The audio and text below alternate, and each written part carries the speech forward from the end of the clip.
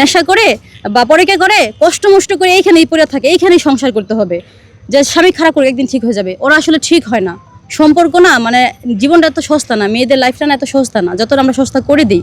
ভালোবাসি বলে এতটা অন্ধ হওয়া যাবে না যে একটা নেশাগ্রস্ত সংসার করতে হবে, একটা পরকীয়াকারী সংসার করতে হবে। বের হয়ে আসো, তাহলে নিজে বাঁচতে পারবা, নিজের লাইফটা সুন্দর হবে। মোটেও একটা মেয়ে নিজে থেকে পরকীয়া জড়ায় না। আসলে কি, একটা কাদামাটিকে আপনার ছোটবেলা যেভাবে তৈরি করে, মানে কাদামাটিকে যেভাবে আপনি পাত্রে রূপান্তর করবেন সে সেভাবেই তৈরি হয়। একটা মেয়েকে যখন বিয়ে করে আনবেন তখন কিন্তু সে আদার সম্পর্কে জড়ানো থাকে না। তাকে আনার পর আপনি তাকে যদি মানে লাইথে উষ্টা অবহেলা করেন, দিনের পর দিন তাকে কেয়ার না করেন, ভালো না বাসেন, বাইরের দিকে বেশি নজর থাকে, তাহলে তো সেই মেয়েটার মন একটা সময় ঘুরবে, খারাপ হবে। সে ভাববে আমার বান্ধবীরা বাকি সবাই এত সুখে আছে, আমি কেন এত কষ্টে আছি, হয়তো এখান থেকে গেলে আমি সুখে থাকবো। আস্তে আস্তে স্বামীর অবহেলা পেয়ে পেয়ে বা যে কোনোভাবে হোক কষ্ট পেয়ে পেয়ে কিন্তু একটা মেয়ে পরকীয়া সম্পর্কে জড়ায়। তবে একটা মেয়ে কখনো সুন্দর চেহারার জন্য, টাকা পয়সার জন্য, খুব বেশি বিলাসিতা লাইফ ফিল করবে বলে কিন্তু কেউ পরকীয়া জড়ায় না বা স্বামীকে ছেড়ে চলে যায় না। পরকীয়ার শেষ পরিণতি যে আপনারা দেখতেছেন, মৃত্যু, কোনো মানে মর্মান্তিক কোনো একটা ঘটনা যেখান থেকে মানে জীবন শেষ হয়ে যায়, মানে পরকীয়ার লাশ পরিণতি মৃত্যু, এটাই বেশিরভাগ হয়ে থাকে। সংসারটা কিন্তু স্বামীর একার না বা স্ত্রীরও একার না, ঠিক আছে? সংসারটা দুজনেরই। তো একজন স্ত্রী স্বামীর কাছ থেকে সবসময় কিন্তু টাকা পয়সা চায় না। একটা স্ত্রী চায় তার স্বামীর কাছ থেকে সময় চায়, একটু এক্সট্রা কেয়ার চায়, একটু ভালোবাসা চায়। আমরা পুরুষরা তো আসলে সবসময় ব্যস্ত থাকি, তো ওরা আসলে এত ব্যস্ততা পুরুষদেরকে পছন্দ করে না। তারা কিন্তু সবসময় চায় যে এত ব্যস্ততার মাঝে যেন আমাকে একটু সময় দেয়, আমাকে নিয়ে একটু ঘুরতে যায়, বিভিন্ন অকেশনে যেন আমাকে এটা ওইটা গিফট করে।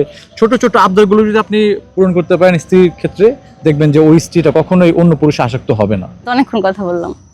আসলে আমাদের যে কন্টেন্ট যে ক্যাটাগরিটা, সেটা হচ্ছে আমরা রোমান্টিক ভিডিও বানাই। রোমান্টিক ভিডিও বলতে মানে একসাথে আমরা হেঁটে যাচ্ছি, বা দেখা যায় মানে আমাদের যে ভিডিওর যে মিউজিকগুলো ব্যবহার করি এগুলো হচ্ছে অনেক পুরাতন আমলে যে গানগুলো ছিল, মৌসুমী, শাবনূর, পূর্ণিমা, মানে এই ক্যাটাগরির যতগুলো গান ছিল সেই গানগুলো আমরা পুনরায় আবার দুজনের মাধ্যমে তুলে ধরতেছি, যেটা দেখে মানুষের অতীতের যেই সোনালী দিনগুলো ছিল ওইগুলো মনে পড়ে যায়। তো বিশেষ করে আমাদের আসলে শিক্ষণীয় বলতে অশ্লীলতা নাই, কিন্তু মানে ভিডিওটার মধ্যে একটু ভালোবাসা আছে, এই আর কি। একটা হাজবেন্ড ওয়াইফকে কিভাবে কেয়ার করবে, ভালোবাসবে, ওটাই ফুটিয়ে তুলি আর কি। কিন্তু এখন তো বর্তমানে তো অনেক বউরা অবহেলিত হচ্ছে, জামাইরা ভালোবাসে না, সময় দেয় না, কিন্তু আমাদের ভিডিওগুলোর মাধ্যমে মানে ভালোবাসাটা ফুটে ওঠে। একটা যে ভালোবাসা, যে তাদের মধ্যে একটা আন্ডারস্ট্যান্ডিং, ওইটাই আমরা আসলে ভিডিওর মধ্যে বেশি ফোকাস দিই আর কি। আর বিশেষ করে শুধু ভিডিওর জন্য না, আমরা বাস্তব জীবনে কিন্তু এরকম, আমরা মানে দুজনকে ছাড়া মানে কোথাও যাই না, সবসময় পাশাপাশি থাকি।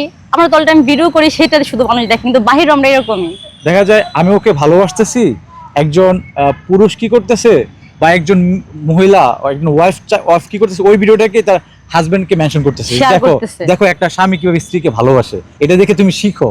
তো এই আবার ও যখন আমাকে ভালোবাসে তখন একটা পুরুষ দেখা যায় তার বউকে ভিডিওটা শেয়ার করে, যে দেখো একটা বউ কিভাবে স্বামীকে ভালোবাসতে পারে, তুমি এভাবে ভালোবাসতে পারো না আমাকে। মানে এটাই হচ্ছে আমাদের একটা মানে লক্ষ্য আর কি ভিডিওটার মধ্যে।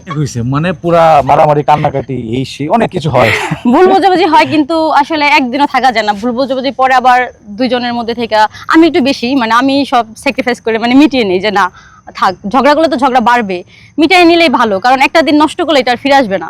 লুকি না, এদের হার্ট অনেক কঠিন, শক্ত থাকে। সরি না বললে আমি ওর ছাড়া থাকতে পারি না, বুঝছেন? কিন্তু মুখে তো বলো না, কিন্তু মুখে হয়তো বলি না, কিন্তু ও বুঝে নেয় যে আসলে আমি আসছি মানে সরি হয়ে গেছে।